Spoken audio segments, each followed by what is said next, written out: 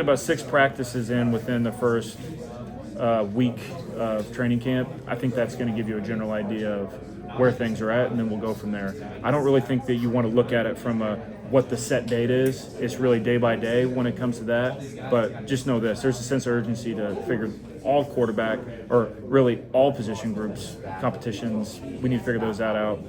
Sense of urgency. Speaking about the position groups, spoke with Coach Frost earlier. He said it's open for everybody, even the freshmen. I mean, talk about, are you comfortable with the idea of these freshmen getting in there competing with some of these veterans for starting jobs? Yeah, I don't think that really makes a difference if you're 18 or you're 24. You know, it's a wide spectrum of age group now. I think the big thing is who's the most productive.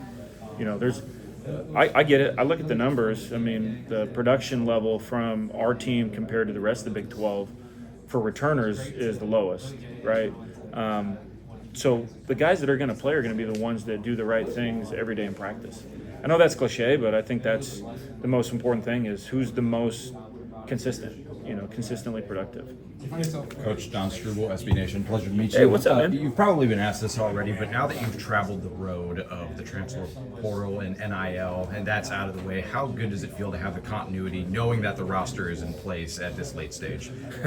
Yeah, it feels really nice not to have to worry about a different transfer portal before we play a season. That's something that people a lot smarter than me are going to figure out as we go. But yeah, it's good to have our team, our team set. Yeah. In terms of the quarterbacks, how have you seen the room grow just from the beginning of spring to this point? And would you say that, especially, are they developing like good leadership skills and roles that you like to see in terms of intangibles? Yeah, probably the biggest area is just general understanding, and I'm not just talking about our schemes, but general understanding of situational football. Those are things that we've spent. I mean, it's what you can do in the off season. You can talk about those things. You can have meetings on them. So that's gotten a lot better. And you asked a question about leadership. I do see some growth there. What will be exciting to see is those guys apply that to real football on the practice field here in training camp. Yeah, with opening day getting close to a month away, we talked to Coach Frost earlier about having a sense of urgency but also maintaining patience. How difficult is that balance between the two to, continue to mold these guys and grow them slow, but also like, hey, we're right around the corner, we need to get going? Yeah, it's a good question because you certainly want both, right? You want to have the patience to make a good decision.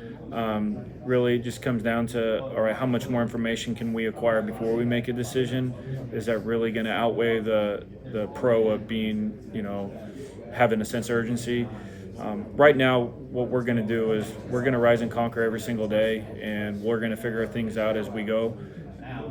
It's important to have a sense of urgency, not just with the quarterback spot, but also all areas that we got to make a decision on. So it's really something that we're just going to have to keep checking in on day in, day out. Kind of to Andrew's question regarding the freshmen, how has it been to see their growth, and how would you evaluate how they've been able to grow up and transition into this new system? A lot of these guys, like Tavion, they were stars in high school, and now they come to the college landscape where it's obviously a much tougher competition. What have you seen from them? Just all our freshmen. Yeah, just in general from the young guys. Yeah, I think they're in a unique position where you're coming into a program, which there's no secret that our returning production is the lowest in the Big 12. I think I saw that stat somewhere, which I think is great because that opens up opportunity for competition that might not necessarily people talk about it, coaches talk about it, but it isn't always really a thing. Like, yeah, there's open competition. I think it's really real for us. That helps us with the conversations that we get to have with our guys. Look, there's opportunity here, and it's not BS, right? It's real. So as you mentioned, Swint be a great example. Here's a guy that has flashed a lot of cool things since he's gotten here. Obviously, he was dealing with some things injury related in the spring, but I'm excited to see what he can do when we actually play real football. Yeah, and I mean, I know it's super low returning production, but of the guys who did come back, what can be said about their leadership and the adjustment to what this new coaching staff wants out of the culture? Yeah, I think about, as you said that, I think of guys like Miles Montgomery, I think of Paul, guys that have been here, and they've been a tremendous asset for us as a staff because those are guys that do everything right, and they're good leaders. They speak up when things don't seem right.